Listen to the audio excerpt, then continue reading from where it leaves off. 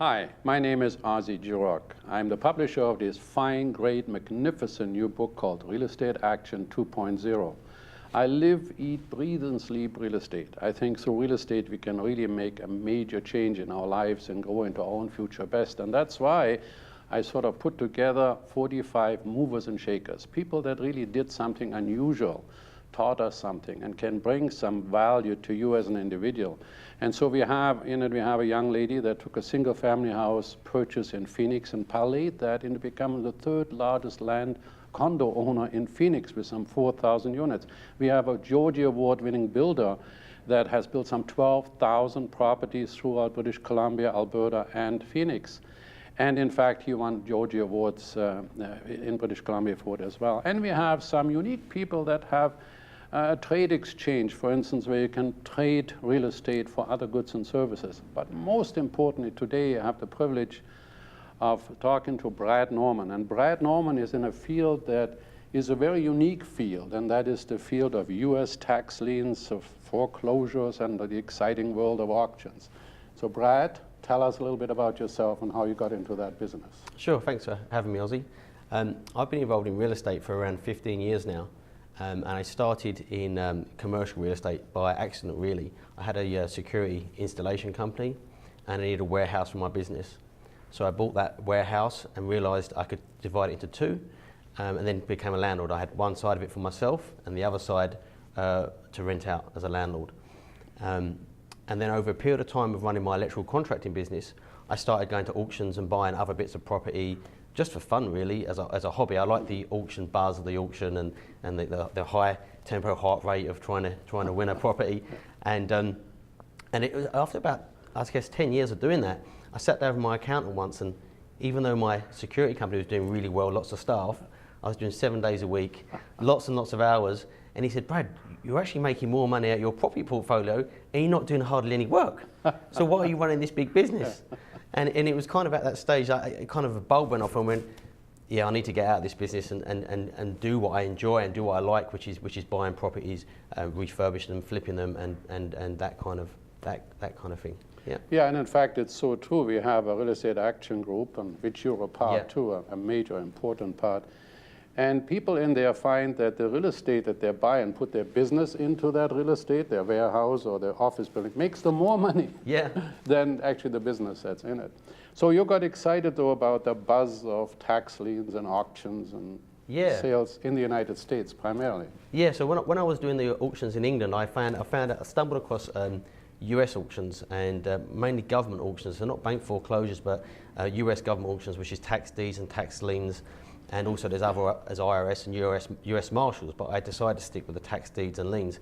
And what I liked about that was it wasn't down to the bank trying to get their mortgage money back, it was back down to the US government just trying to get their tax revenue back from an empty or an abandoned property. So I went to America, did some training and started attending auctions. The first couple of auctions I didn't buy nothing from, but then when I finally moved to Canada, where we live now, I started looking at auctions in Washington State, and I picked up my first property for $6,000 in back taxes, which was compared to London and Vancouver, was I couldn't believe it. You know, for some of the listeners that watch the show, you're very familiar with sort of liens and deeds. And what is that, a tax deeds and a lien, and then how does it get to the auction process? So the states are split up in two. So some states are tax liens and some states are tax deeds. So a tax deed is where the county will hold the debt for a period of like 3 to 4 years, depend on the county or the state will. And then what they would do, they will, after the 4-year period, they will foreclose on the property for taxes owed, and then they will sell it at a county auction. So that's how a tax deed is. A tax lien is slightly different, where the county will sell the kind of debt, the debt certificate, which is a tax lien on the property after the first year, and it's down to the investor to hold that debt for the period that they state. So it could be 1 year, 3 years. So that could be the owner can repossess the property if he pays the investor off? Is that how it works? Yeah. So basically what happens, the state will have a percentage that they would charge interest on, and every state's different. Some are 12, some are 15, Texas is 25%. So if the owner wants to redeem their property within that period that the law says, they have to pay what you bid at auction plus the percentage that the state the state will say. So whatever the municipality has on properties that they owe money on, they bring it to some sort of an auction. That's right. Some of them, I understand, it's right at the courthouse steps. That's right, yeah. Yeah, it's not. So when I was buying in England, it was normally put on by a big company, it was in a hotel, and it's very hard because they're trying to get the price up as high as they can. Where when it's done by the counties that I've seen in America, they're not interested. They're looking at the clock going, is it nearly 12 o'clock? We just want our tax revenue. And I've bought numbers of properties where I couldn't believe how cheap I was getting them for, just because of the taxes owed. The interesting thing is also that you really have to know what you're doing, because you know some counties they want cash and others want a cashier's check, and that's right, or so much down or something like that. Right? Yeah, that's right. So each county has its own rules, and you need to make sure them rules are followed in the way of if they take a business check, cashier's check, or cash. You need to know all that information before you go. One of the things I was talking about earlier is you need to make sure that your bank is in that state. So I went to a quick story here. I went to Indiana and I looked at around 350 properties over 4 days, and I had a whole list of properties I wanted to buy, and the auction was the next day. So I went, that's great. I'm now going to go to Bank of America and get my cashier's checks. So where's Bank of America? There's not one in Indiana. There's not one bank. And I said, this is Bank of America. So I had to mad dash and open another bank account and wire the money across. So yeah, lots of different rules. Well, it's so different than Canada. In Canada, we have 5 banks with 1,000 branches, and in the States, we have 1,000 banks, almost literally, with one branch, right? Yeah, so, but that's the whole idea, actually, in the book, and that's what I like about your chapter. I mean, first of all, really a good-looking picture. I mean, does it really look like this?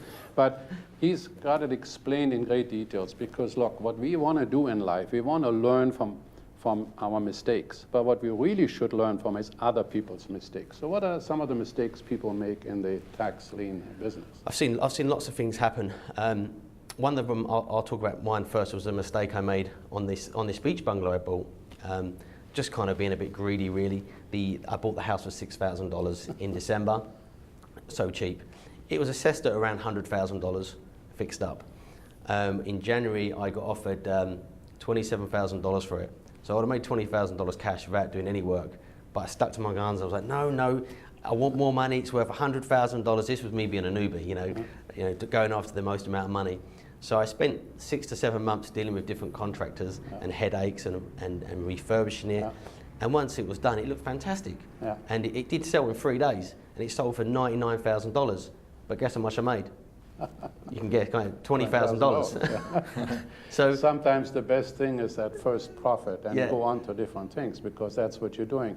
You identify the opportunity to begin with, and that's where the work is. Yes, right. I mean, I happen to know that personally. You travel all over the place, and for every deal you get, you probably make, what, 5 offers? Yeah, that's right, yeah. What are some of the other things people should watch out for? Well, I've noticed a lot of people, when they go to the auctions, they do their research mainly from the internet.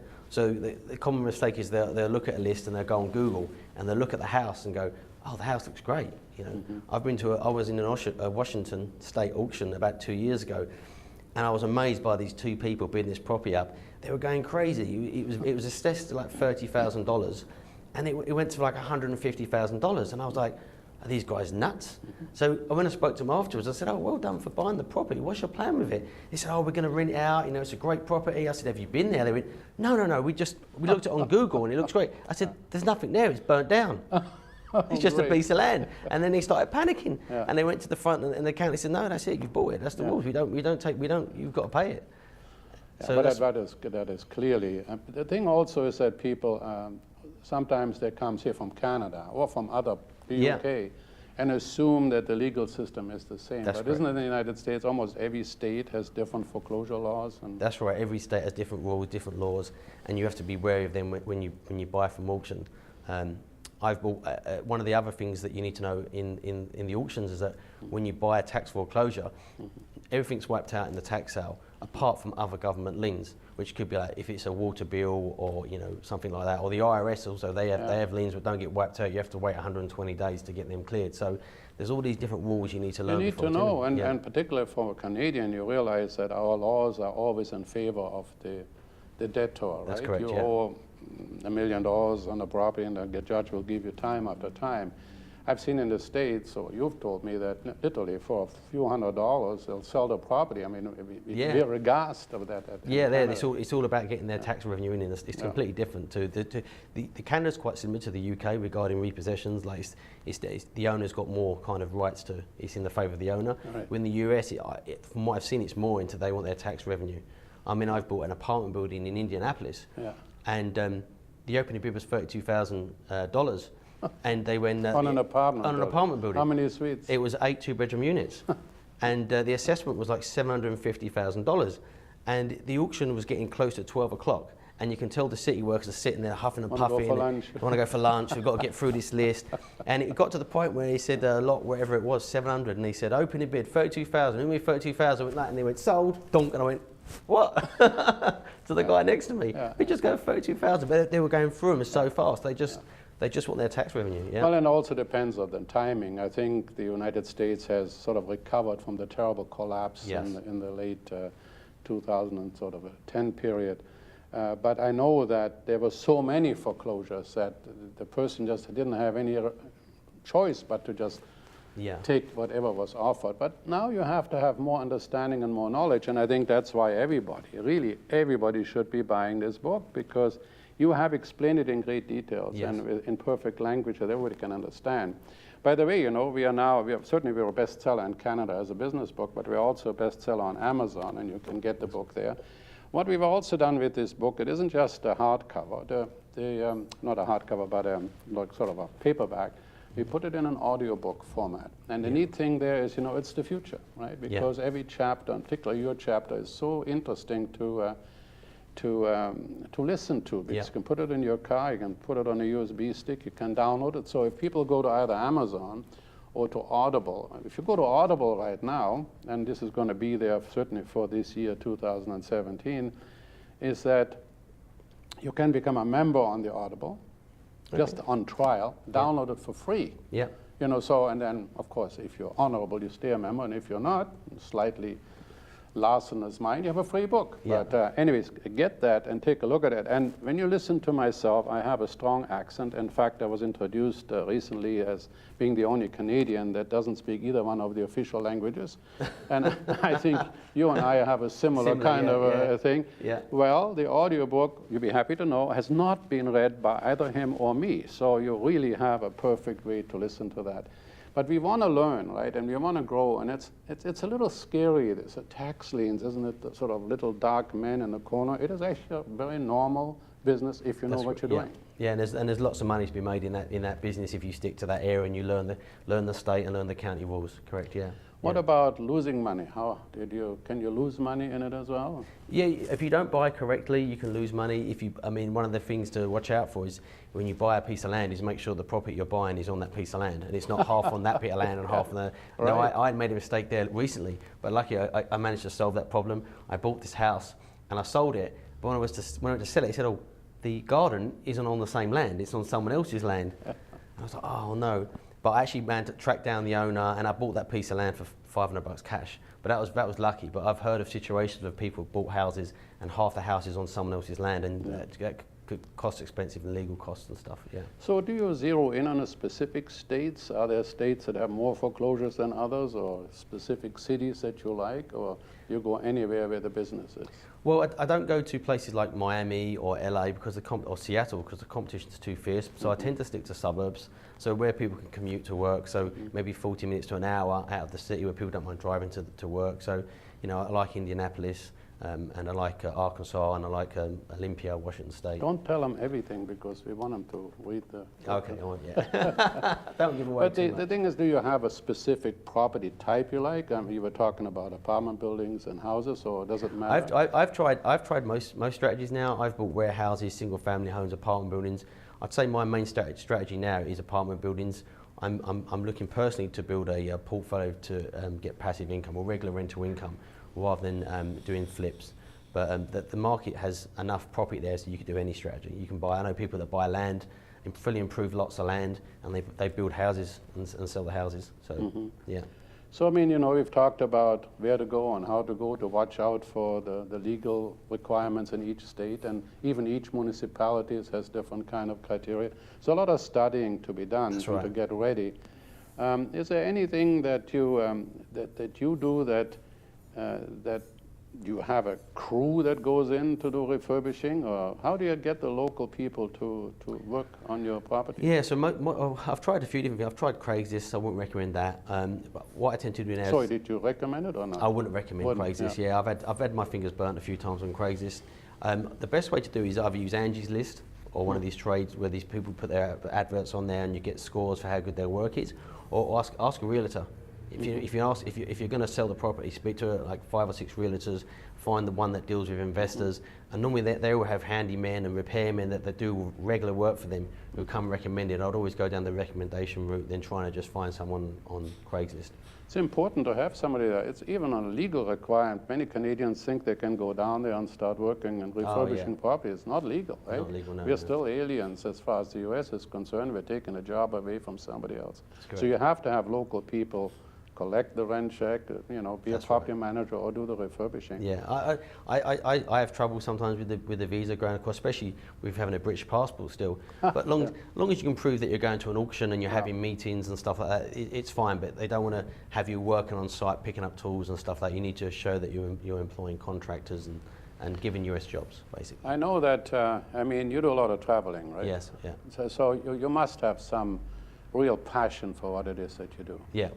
Yeah, in one of your other books, Ozzie, you say, are you a flipper, are you a shark, are you an investor? Yeah. I would class myself as a shark, to be honest. Yeah. I like the buzz of driving around the properties, and I'm quite good at being a visionary and seeing what we could do with a building. Yeah. I bought a rundown office block in a small town outside of Little Rock, Arkansas, and I picked the office block up for nothing, $4,000, and it was just sitting there. No one bid on it. From my experience of doing business centres and on office buildings, I went and spoke to the county, and they ended up giving me grants. I said, I'm going to build this fantastic entrepreneur centre for small businesses to start up and get the town going with that sort of thing. And they paid for the windows, the roof. There's grants available, and now that business centre is full up and is doing fantastic. So I think for my skill set, I'm quite good at seeing opportunities like that where other people don't see and turn them into something great. I think that is important to understand. I hope everybody listened, because there's another 4-letter word in here. It's called work, right? Yeah, there's a lot of work. You've got to go and do this stuff. It doesn't the money is in the sky for you to take down, but you've got to climb up, learn, understand, educate yourself, make offers, and be prepared to lose out a couple of times a year, So how about your family life? Do you have any if you're on the road a lot? I have got a family now, yeah. I've got a new 10-month-old baby, so the travelling's calmed down a bit now to where it was before. But hopefully when he's a bit older, he'll be coming with me, yeah. Is there anything else that you want to share with your viewers? I would just say with the tax deed and the lien business, it's just mainly research. You need to drive the properties. I wouldn't use Google Street View. And you need to drive the properties and see the neighbourhoods as well. And you need to speak to the county and find out any other liens on the property. There's a lot of research involved in it. It's not a get-rich-quick scheme, but there is money to be made if you do your research, as I've shown and proven, really. Yeah, and that's what you always amaze our members when you come back and say, I just bought this apartment building like for $10,000 a suite, or peanuts, or a farm, or whatever, and that makes it exciting. So for everybody out there that wants to do this, I hope you listen. Brad talks about work is involved. Yeah. But certainly for myself, you can change your life through investing in real estate for several reasons. You mentioned earlier the idea of being a flipper or a shark or an investor. I've had the privilege of writing a chapter in Donald Trump's book, Who's Now the President, me and the press. But the book was called Real Estate, the Best Advice I Ever Received, and he picked my chapter on exactly that point, that you understand yourself. What is your objective? Real estate allows you leverage. You can grow on it. You can keep it. It allows you to really create a future. But if you don't understand who you are, then you're always confused. Am I investing? Do I look for cash flow? Do I want to make a quick flip? Do I understand that? Or do I want to be a shark? And if you're a shark, go study, sit in court, find out how things work. And you, like nobody, has really explained on how to do it better in the United States. So I want to thank you for doing this for us. And I hope we're looking as good on video, but we can blame them. Now we can blame the photographers, right? So thanks for watching. It's been fun. Thanks for having me, Ozzie. Thank you.